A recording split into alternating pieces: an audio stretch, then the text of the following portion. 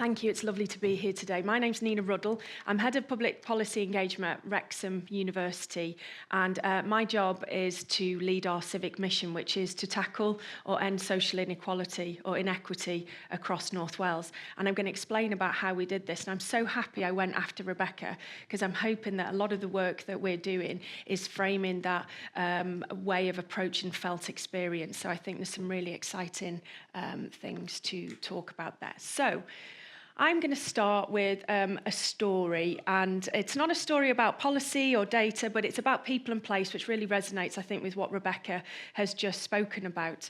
3 years ago, who'd have thought that Wrexham University, or not Wrexham University actually, Wrexham Football Club would have had historic back-to-back-to-back promotions from the National to the Championships League, and there is an international spotlight on our area in the world in North Wales, and the football ground is the oldest, for those that don't know, the oldest international stadium, the first international match in 1877 with Wales there.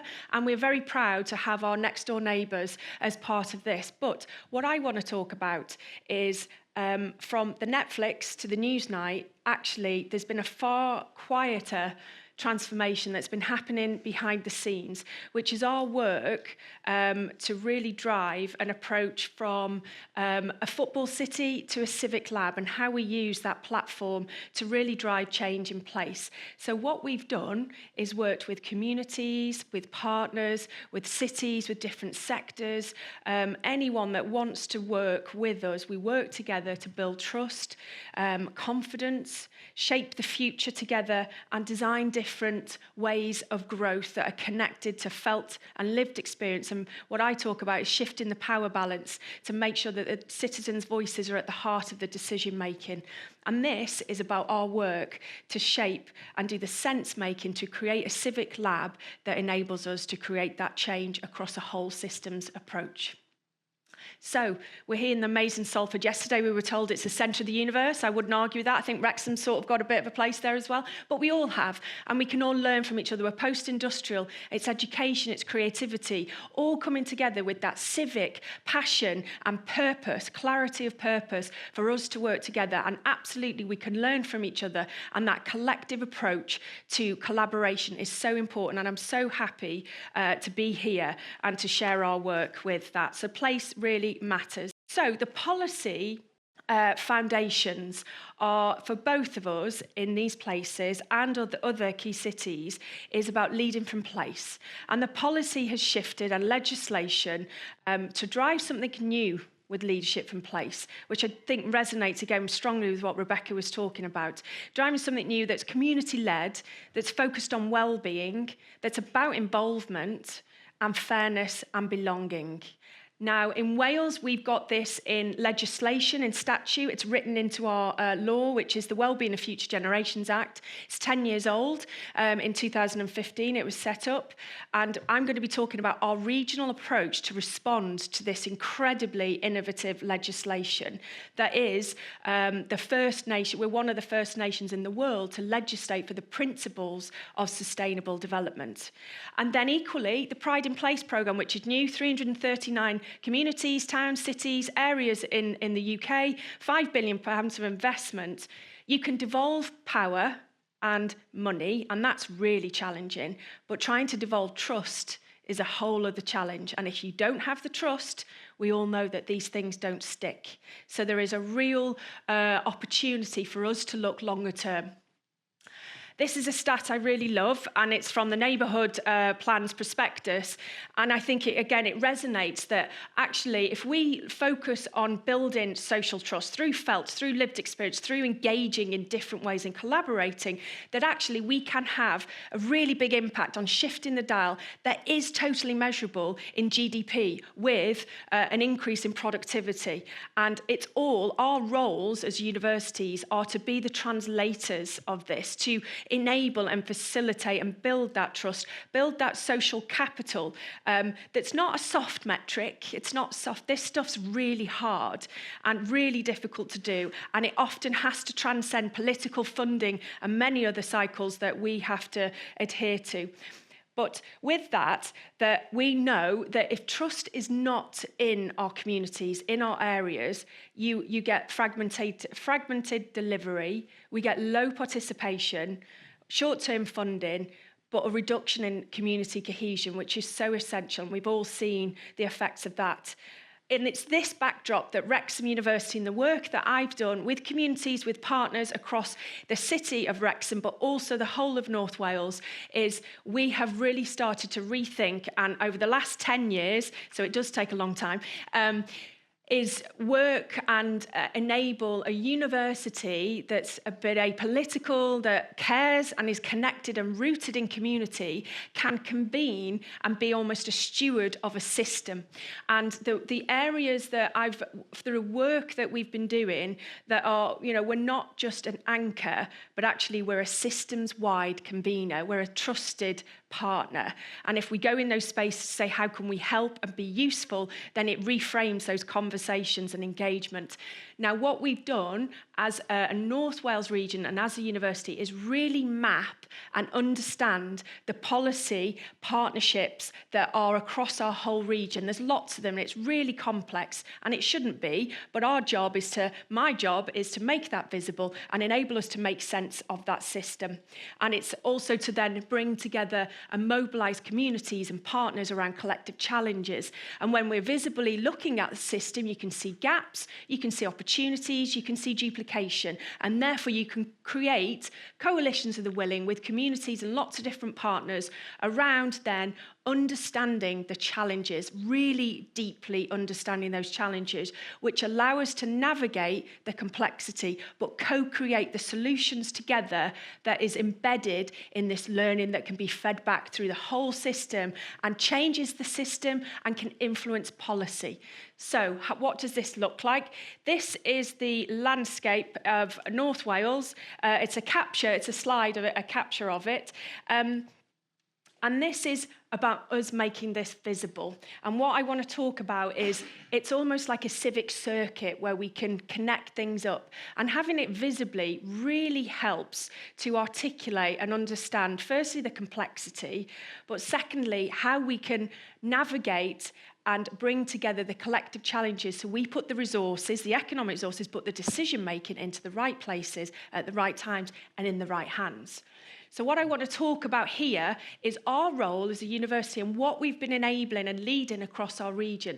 And there's 4 platforms I want to talk about, which are the ones at the bottom, just to start with. The North Wales Public Service Lab is a space where we offer free masterclasses. We've got a lab where we bring together some problems and bring different academics, but policy practitioners, communities together to talk about the problems and then how we mobilise around those problems. And that's all embedded in learning and also creating a network of leaders and change makers that understand systems leadership, understand how we can work differently, and creates a really incredible network that connects to each other.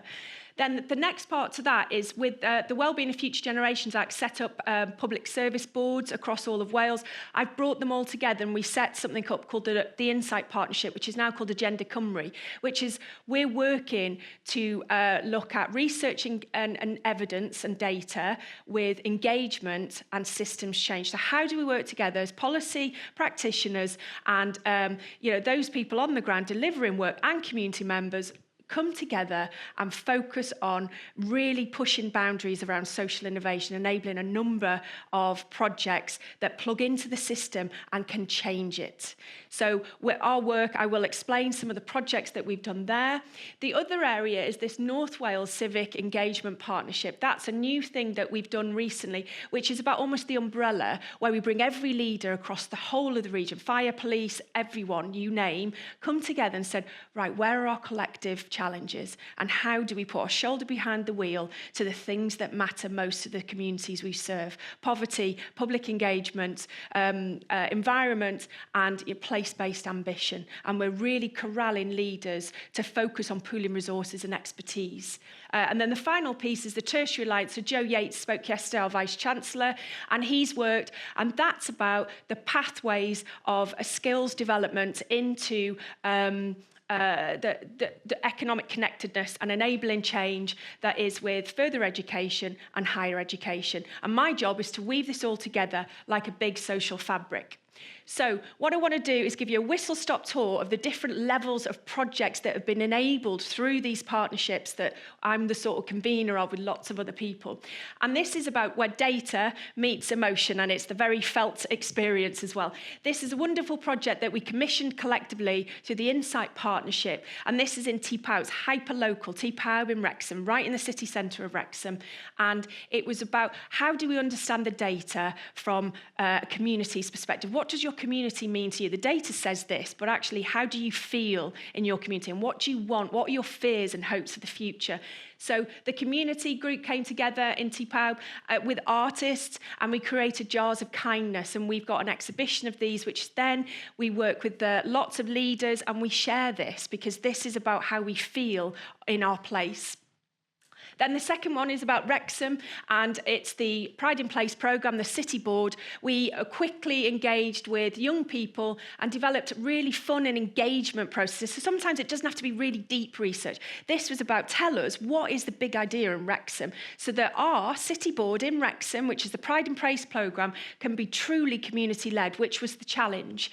And we worked really quickly, coded the themes that came out from children, young people across all different demographics. And that has led for us to developing a book of Wrexham, which is a repository of information and data about Wrexham. So when decisions are made, the insight of communities and the felt experience is at the heart of it. The third one is a regional approach that we did, which was Children's University, which was listening actively to young people saying, do you know what, we want skills outside of the classroom. You know, yes, a curriculum, but actually we want to connect. So we set about enabling a whole programme with thousands of young people, which was about a digital passport to learning. So when you did learning outside of the classroom, in sport, arts, creativity, we did lots of free sessions with young people.